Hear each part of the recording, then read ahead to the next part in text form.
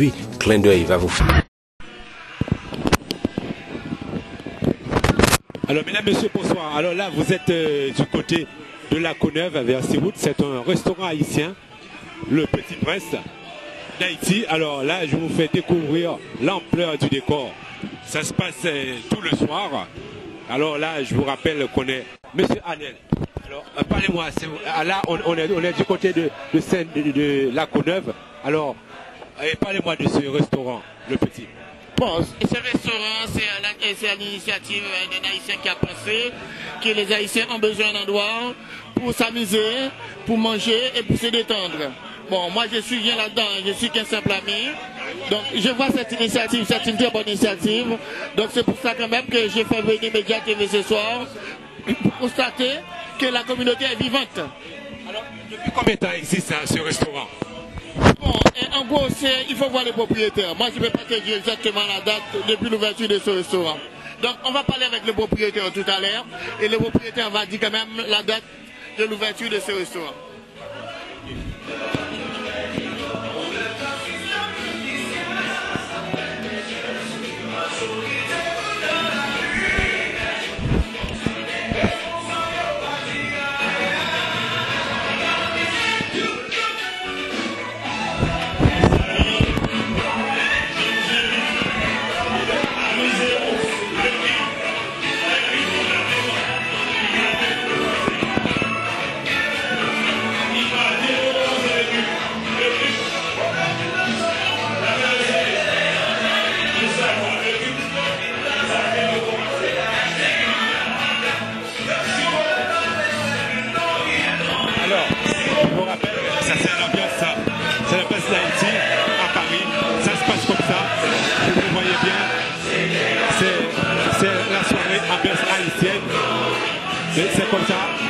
C'est comme ça, ça se passe.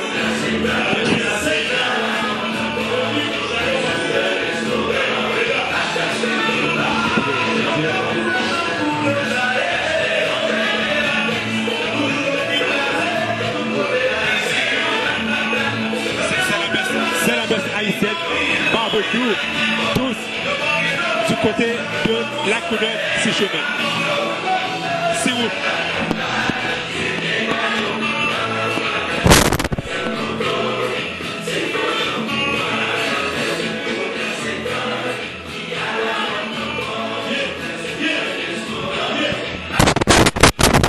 Donc, puis aussi des associations haïtiennes. Nous avons un an. Oui, un an. Ça fonctionne tout le soir. Vous faites, il y a toujours des ambiances. Oui, tous les week-ends, vendredi, samedi, dimanche. Nous sommes ici dans une ambiance chaleureuse et les gens dansent et mangent en même temps. Ils viennent un peu partout. L'Île-de-France. Alors, comment vous sentez l'accueil des Haïtiens qui viennent s'amuser? Oh, ils sont très sympas. En plus, ils ont envie de vivre. Hein. C'est des gens qui ont vraiment envie de s'amuser pour montrer que vraiment ils ont envie de vivre. Et puis voilà. Franchement, je suis très satisfait des Haïtiens et aussi mes amis antillais. Oui, c'est une belle question. Vous savez que depuis le tremblement de terre de Haïti, je vis la nécessité de créer quelque chose. Non seulement pour s'enrichir, hein, c'est pas du tout notre but, hein, c'était surtout pour créer quelque chose pour représenter Haïti. C'est surtout ça. C'était juste pour représenter Haïti dans son malheur et qui me touche énormément. Et puis j'ai dit autant que j'ai essayé de créer quelque chose pour représenter Haïti, non seulement en France, mais j'ai envie de faire quelque chose aussi en Haïti et même dans l'autre. Ah oui, bon, en France. Depuis 87. Ouais, depuis 87. Comment vous sentez l'accueil de la France envers vous, votre famille? La France, pour moi, il y a des opportunités pour tout le monde.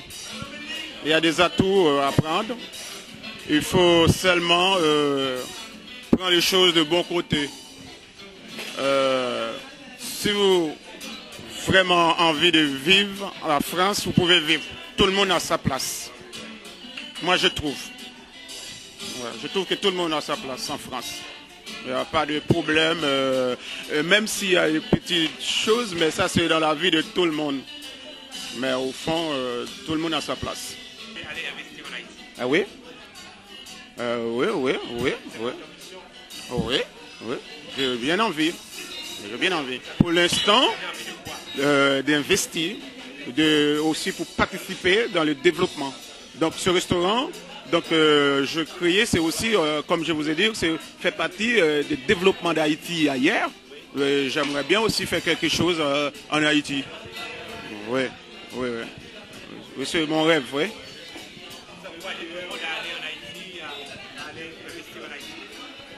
Comment je n'ai pas saisi? Oui, pourquoi pas?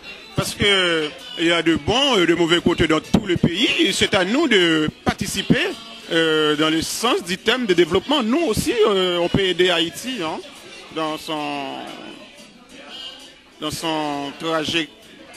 tragédie, si j'ose dire.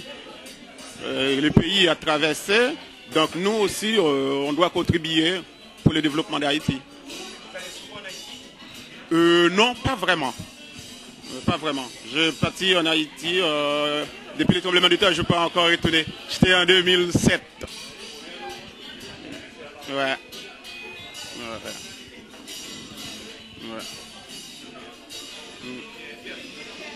merci. C'est moi qui vous remercie. Merci. Alors, quelles sont vos spécialités? Les spécialités haïtiennes variées dans son... c'est presque toutes les spécialités haïtiennes. Où ils demandent des salades de Jésus en haïtienne, des bananes PV, poisson gros-sel, cabrit, riz de jondion. Oh là là, ils sont très demandés. Des riz de jondion, donc, et pas que les Haïtiens, les métropolitains aussi, les gens ils viennent. Ils sont en train de côté. Merci.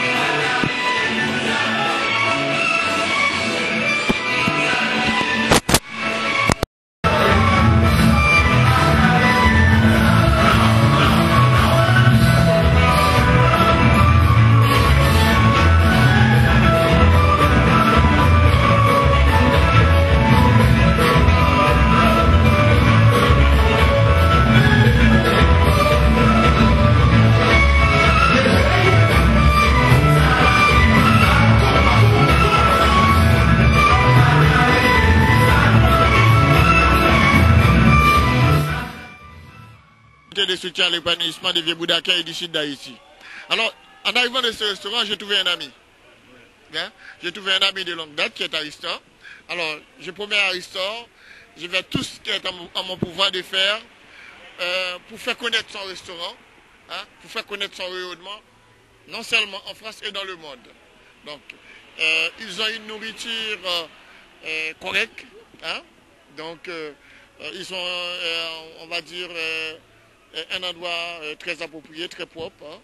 Donc, fort souvent, moi-même en tant que responsable associatif et je fais des taxis en même temps, j'ai des clients qui me demandent des références où ils peuvent manger un bon plat haïtien.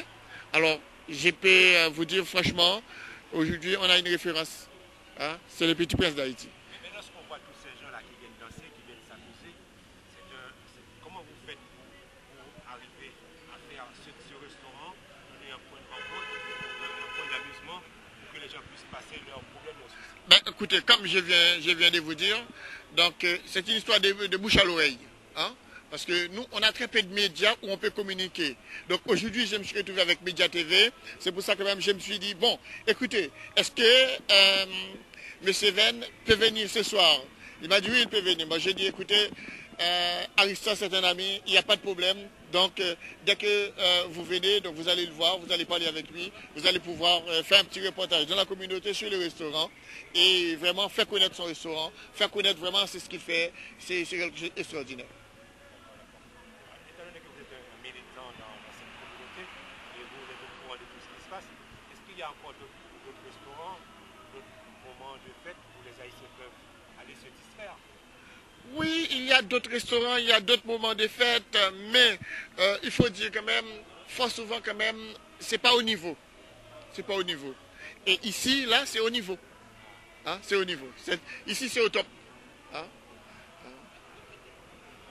Alors, ouais, on voit que c'est la sérénité, et puis c'est la communauté, c'était pas facile. Et créer cette ambiance, et puis ça dure. Et quel est le projet, le plus grand projet pour l'avenir, M. Ariston? Oui, le plus grand projet pour l'avenir, c'est aussi que notre restaurant vive longtemps pour ne pas décevoir les clientèles, surtout haïtiennes qui cherchent un endroit pour qu'ils il y en a beaucoup, parce que moi je suis d'origine du sud d'Aquin, mais les Haïtiens dans toute la République d'Haïti, il y en a qui viennent me dire merci et qui m'offrent des champagnes, qui vous disent merci, merci. Nous avons maintenant vraiment une adresse, une référence. C'est ça qui me tient à cœur, vraiment. Vraiment, je n'ai pas envie de lâcher, malgré la fatigue. Malgré parfois aussi, il y a beaucoup de choses, des découragements aussi qu'on peut trouver au niveau des finances. Ça, c'est pas du tout facile. C'est pas facile, mais j'ai pas envie de lâcher l'affaire parce que les Haïtiens, ils ont besoin de ces lieux. Ils viennent de temps en temps pour dire merci, merci pour ce que vous avez fait pour on voit tout ça. Haïti. Là, je vois que, en tout cas, vous avez combien de mètres carrés? Ah oui, ici c'est vachement grand, je ne cache pas de vous dire. Nous avons 370 000 mètres carrés hein, quand même. Comment vous faites pour arriver à avoir 370 mètres carrés pour que donner ce nouvel investissement aux gens? C'est beaucoup, juste à Aubervilliers. Oui, ici à la Conève, oui. Bon, c'est vrai, vous savez, avec la volonté, la première chose de la vie d'un homme, hein, quand vous avez de la volonté, vous pouvez y arriver. Le financement, c'était pas facile, comme tout le monde, vous savez, il y a des moyens, ce qu'on appelle des microcrédits, on n'a pas peur. Donc, on s'engage, on s'engage. On voit un homme humble comme vous, oui. C'est une grande chose, c'est un modèle pour le peuple haïtien. Oui. Êtes-vous fier de voir ça? Personnellement, je ne suis pas souvent fier, mais je suis quand même satisfait de ce que je fais, parce que je trouve qu'il vient souvent pour me dire merci. Merci. C'est ça qui me fait aussi, qui me donne du courage et qui me tient vraiment encore solide pour continuer ce combat. C'est un combat, hein? C'est un combat. Bon, merci beaucoup. Oui, et merci aussi. Puis, à bientôt. Merci. Alors, oui, monsieur, alors justement, on va vous laisser ce petit instant pour que vous puissiez de parler de votre association. Maintenant.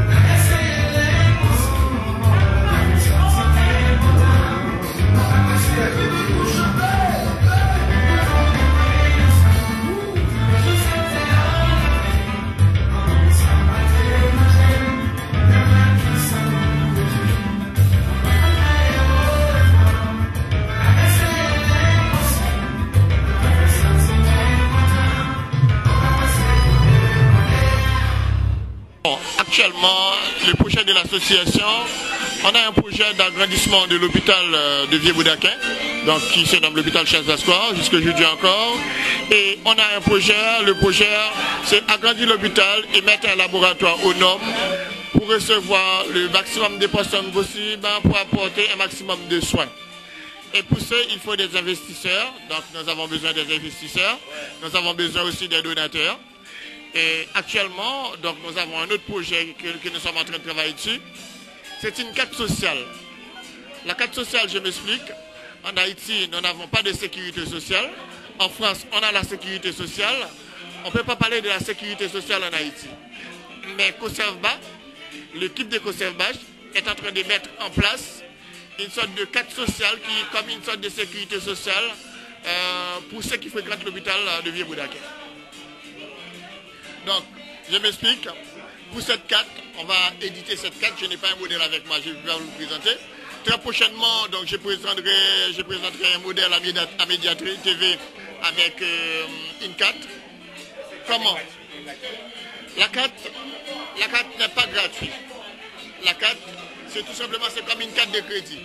Prenons par exemple, vous avez un parent en Haïti, au lieu de vous envoyer 10 € à chaque fois que pour votre parent pour aller à l'hôpital, et cette carte, vous créditez cette carte en France de 10 €.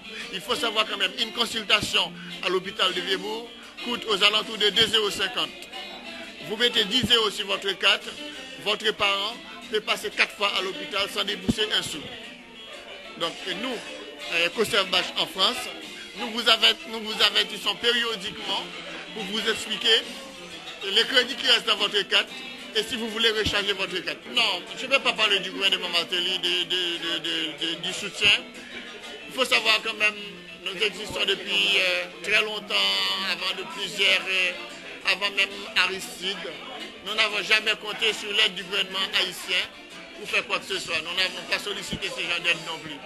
Je ne peux pas vous dire que si ça existe ou si ça n'existe pas, mais nous n'avons pas sollicité ce genre d'aide. Hein? Nous, notre devise, c'est aider la zone. Ben, écoutez, je ne peux pas dire le contraire puisque nous avons fait des implantations, par exemple, de l'eau potable. Nous allons faire quand même 30 km linéaires en électricité, bien que c'est une autre histoire, on aura le temps de revenir là-dessus.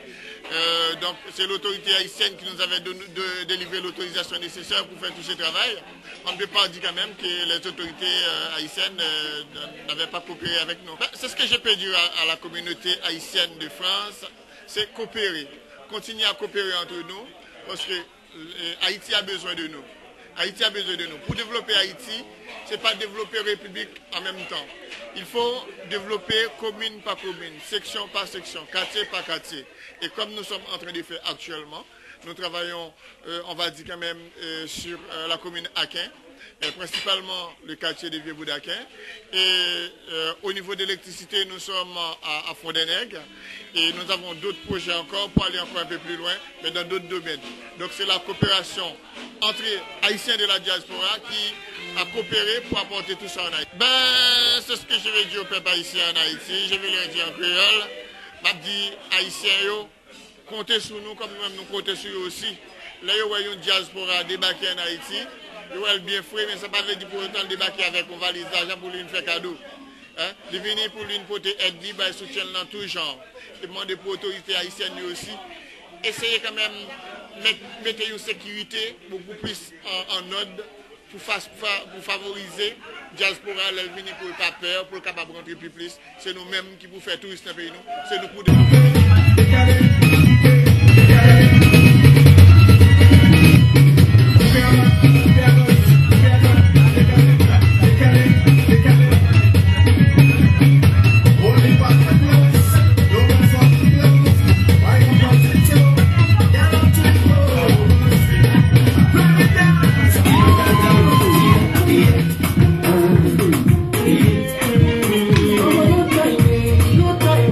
You're the last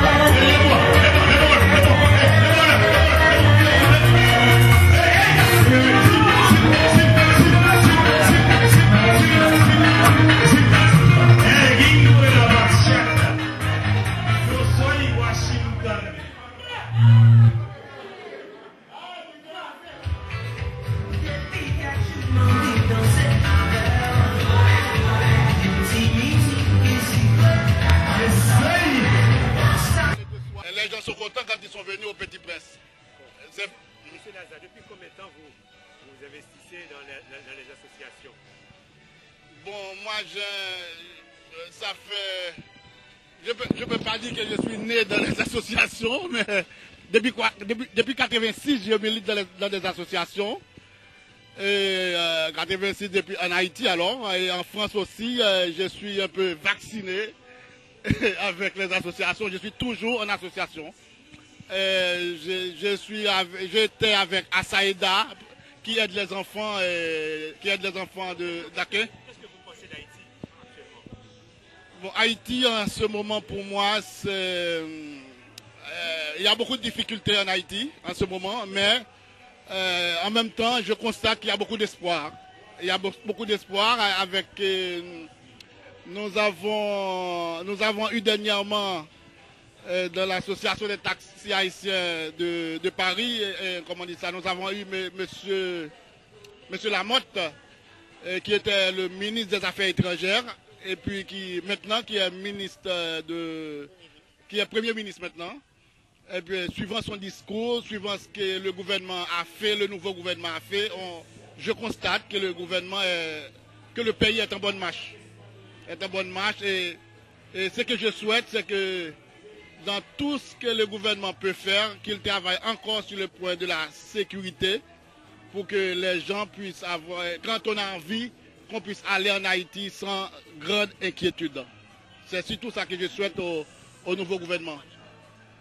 Qu'il travaille au niveau de la sécurité.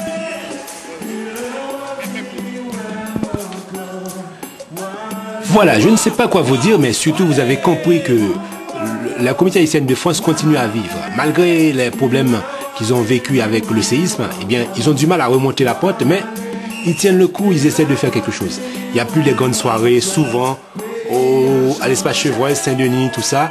Moins de gaspillage d'argent parce qu'ils ont tous été touchés par le problème. Bon, eh bien, ils essaient de remonter la pente en essayant de faire des choses bien. Et il y a au moins une dizaine de petits restaurants qui voient le jour, mais ils meurent prématurément. Et comme ça, parce qu'il n'y a pas d'argent. Et puis, quand les Haïtiens, ils vont dans des petites soirées, ils payent seulement 5, 10 euros. Ils passent la nuit juste pour remonter leur conscience. Et puis, bon, ils essaient de tenir le coup, c'est surtout ça. Bon, et puis...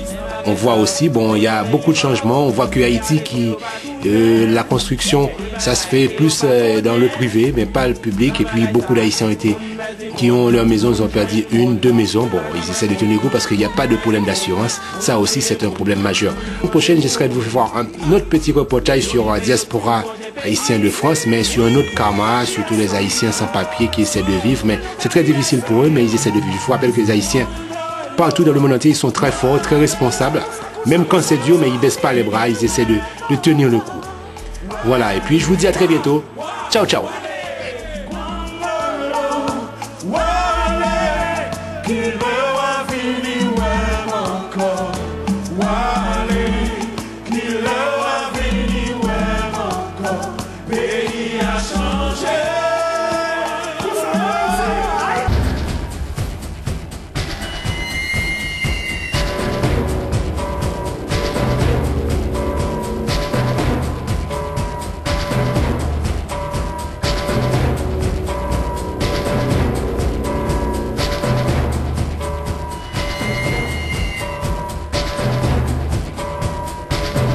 Clin d'œil va vous faire.